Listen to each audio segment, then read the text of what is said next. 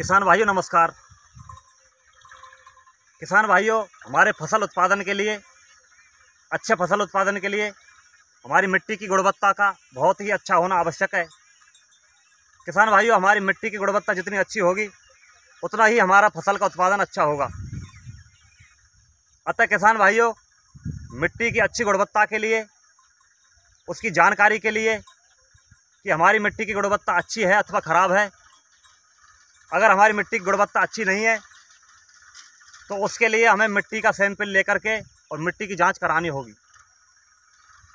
मिट्टी का सैंपल लेकर मिट्टी की जांच कराने के बाद जांच के आधार पर हमें उसमें पता चलेगा कि हमारी मिट्टी की गुणवत्ता कितनी अच्छी है, उसका पीएच मान कितना है, उसमें उपस्थित पोषक तत्व जो फसल उत्पादन के लिए आवश्यक होते हैं क्या वो हमारी मिट्टी में उपलब्ध हैं। अगर उनकी मात्रा हमारी मिट्टी में कम है, उनकी डेफिशिएंसी है, तो उसकी पूर्ति के लिए हमें कौन कौन से उपाय करने हैं।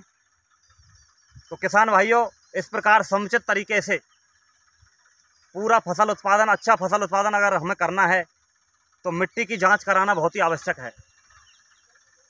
इसलिए आज की इस वीडियो में आपके लिए बताने वाला हूं कि अगर हम मिट्टी की जांच कराते हैं तो हमारा फसल उत्पादन बढ़ेगा और हमारे किसान की आमदनी बढ़ेगी। उसी के लिए आज मैं ये वीडियो बना रहा हूं और इसमें बताने वाला हूं कि वैज्ञानिक विधि से किस प्रकार हम मिट्टी की जांच के लिए मिट्टी का नमूना इकट्ठा करेंगे। तो इसी के क्रम में आज हम आए हैं इस फील्ड में, जो है आपको दिखाई दे रहा है। यहाँ पर मैं आपके लिए बताऊँगा कि किस प्रकार हमें मिट्टी का नमूना कलेक्ट करना है। किसान भाइयों, मिट्टी का नमूना लेने से पहले हमें एक जानकारी और होनी चाहिए कि हम खेत में जब खड़े हैं तो ऐसी कौन कौन सी जगह है जहाँ से हम मिट्टी का नमूना नहीं ले सकते। उसके लिए मैं आपके लिए बता देना चाहता हूँ, मेड़ के पास की जगह या फिर खेत के अंदर कोई वृक्ष है या फिर खेत के अंदर कोई गड्ढा है, उस स्थान से हम मिट्टी का नमूना नहीं ले सकते। इसके अलावा मेड़ के पास कम से कम 5 फुट जगह हमें छोड़नी होगी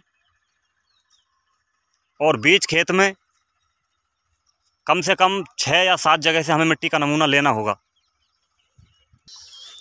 तो किसान भाइयों, मैं आपके लिए सैंपल के रूप में बता रहा हूँ कि किस प्रकार हमें मिट्टी का नमूना लेना है। तो ये गड्ढा मैं आपके लिए दिखा रहा हूँ। इस प्रकार वी आकार में हमें गड्ढा खोदना है और लगभग 9 इंच तक हमें ये गड्ढा खोदना है, क्योंकि हमारे यहाँ सरसों और गेहूँ की फसल का उत्पादन ज़्यादा लिया जाता है। तो उस हिसाब से लगभग 9 इंच तक का हमें गड्ढा खोदना है। अगर हम बागवानी की खेती करते हैं तो हम उस गहराई को और भी बढ़ा सकते हैं। तो आप देख सकते हैं इस प्रकार हमें ये गड्ढा खोदना है वी आकार में।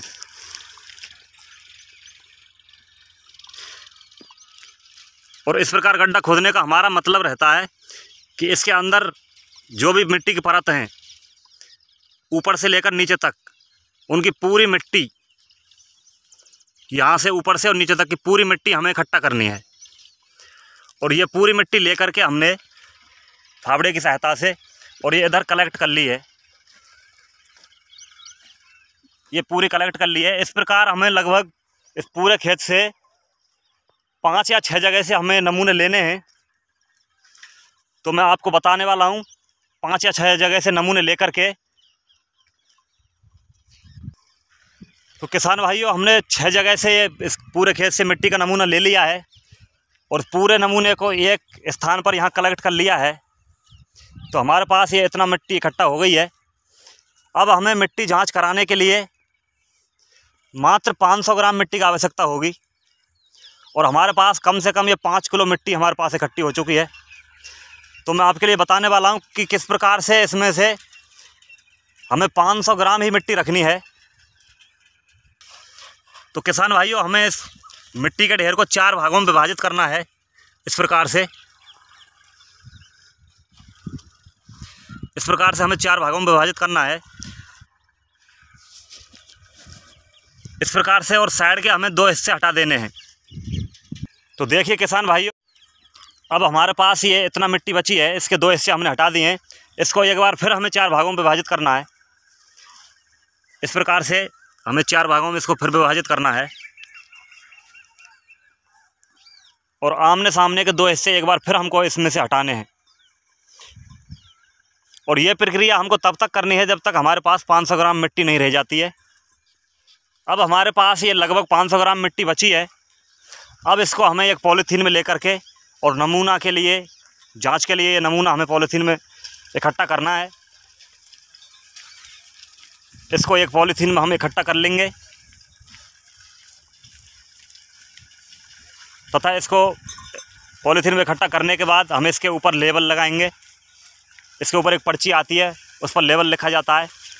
उसमें सबसे पहले खेत का नाम अथवा खेत का जो खसरा नंबर होता है, खेत का खसरा नंबर। उसके बाद किसान का नाम। किसान के नाम के बाद हमें कौन सी फसल हम अपने खेत में ले रहे हैं, जिसके लिए हमें मिट्टी की जांच की आवश्यकता पड़ रही है, उस फसल का नाम। हमारे यहाँ पर आमतौर पर गेहूँ और सरसों फसल हम काम में लेते हैं, उत्पादन उनका करते हैं।